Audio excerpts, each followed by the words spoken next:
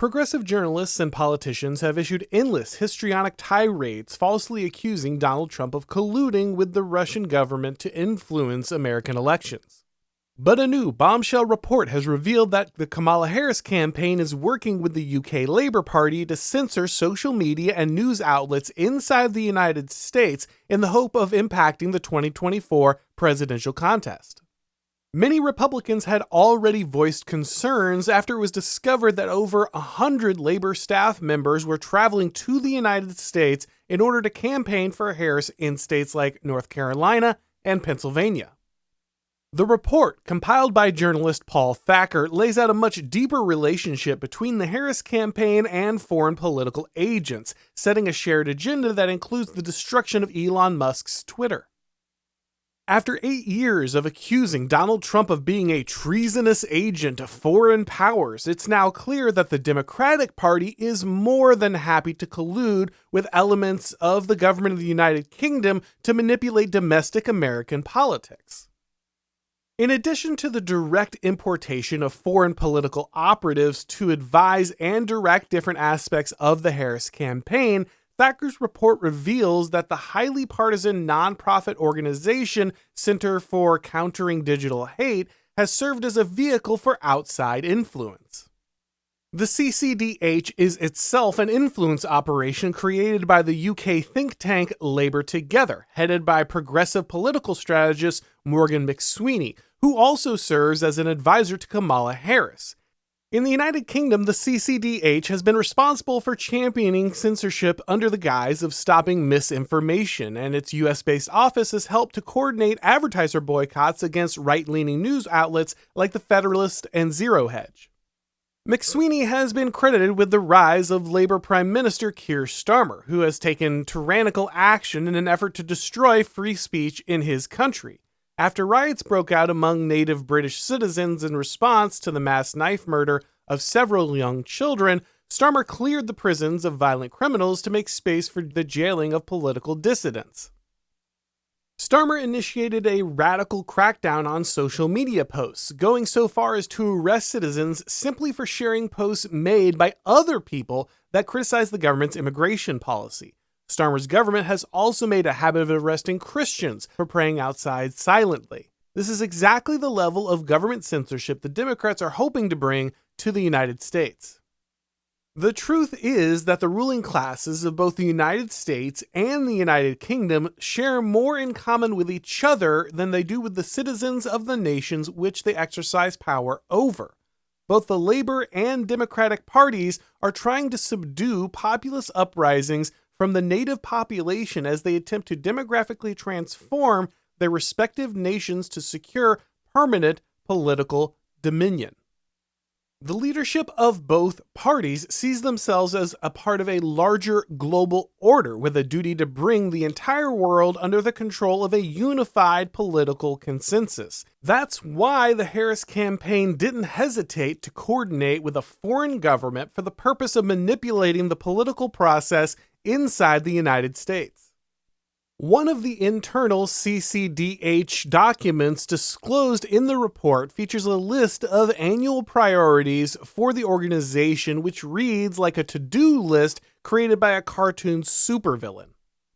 The list includes the implementation of regulatory action in the European Union, United Kingdom, and the United States, along with the top priority of destroying Twitter. The fact that the organization's leaders would even use the phrase "kill Musk's Twitter" on a professional document indicates how sinister their operation has become. Foreign agents are colluding with Harris's campaign to end free speech in the United States and using the tyranny that they've inflicted on their own people as a model. Other documents disclosed in the report also appear to indicate the CCDH's coordination with Democratic Senator Amy Klobuchar and an invitation-only conference held by the Foreign Influence Group with a guest list that includes White House advisors, Democratic Party staffers, and members of influential progressive non-governmental organizations. The Labor Party's reach doesn't just extend to the Harris campaign. The foreign political actor and its U.S. proxies are deeply entwined with the broader progressive sphere. Political infiltration of this magnitude by China or Russia would be correctly understood as a dangerous threat to the sovereignty and security of the United States, and the Democratic Party has helped to facilitate this malicious foreign action at every turn. Just a few weeks ago, I put out a piece on former Biden-Harris administration official John Kerry's remarks to the World Economic Forum, in which he lamented the role the First Amendment plays in protecting American citizens from the censorship regimes that have been installed in other Western nations like the United Kingdom. It's very clear that the global leadership class is working in a not-so-secret cabal to unify their control of communication inside Western countries. Starmer, McSweeney, and the UK Labour Party have created a highly effective model based on public-private partnership with advocacy groups which focus on disinformation. The Democratic Party is hoping to export this brand of censorship to the United States.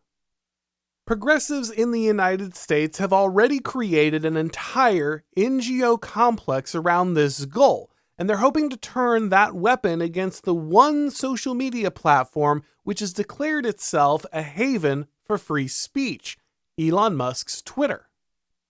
Musk, for his part, has recognized the existential danger of this attack and has promised to go after not just the CCDH, but also its donors. The actions of Kamala Harris and the Democratic Party and the UK Labour government are criminal, deceitful, and a danger to the security of the United States. Those responsible must face charges, and the foreign influence must be expelled. The free speech rights of the American people must not be curtailed by any enemy, foreign or domestic. Thanks for watching, guys. If you enjoyed this video, click like, and if you haven't subscribed yet, now is a great time to do so. If you'd like to get these broadcasts as podcasts, make sure to subscribe to the Auron MacIntyre Show on your favorite podcast platform, and when you do, leave a rating or a review. It really helps with the algorithm magic. Many of you have already done some early voting, and those who haven't will probably be voting on election day. But on election night, you're going to want to know how everything turned out. You're going to want to see if there are any shenanigans like last time. What are the Democrats doing? Are the votes actually being counted?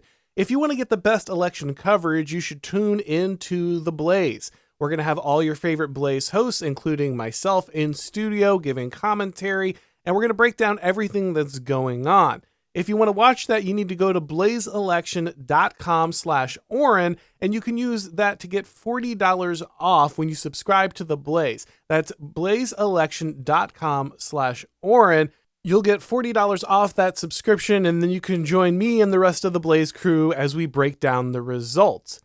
If you'd like to watch videos like this on Rumble or Odyssey, if you'd like to follow me on Twitter or Gab or Substack or Instagram, the links to do all of that are down below in the description. And of course, with that Blaze TV subscription, you can read all of my columns and watch all of my videos at the website.